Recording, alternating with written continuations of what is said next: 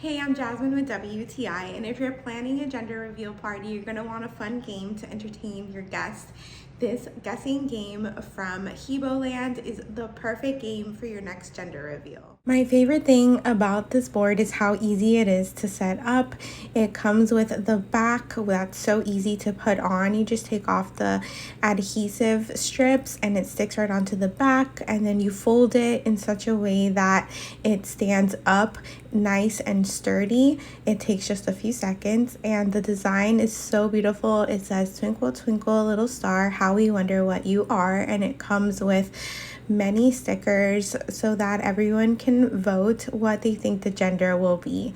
And the stickers are really easy to peel off, and the board is so sturdy that it doesn't really move when you put the sticker on, and you can fasten it on there nicely. So if you're looking for a fun activity for a gender reveal, definitely check out this board from Heboland. It'll keep your guests entertained, and it's something fun to do at a gender reveal, and that's my point of view.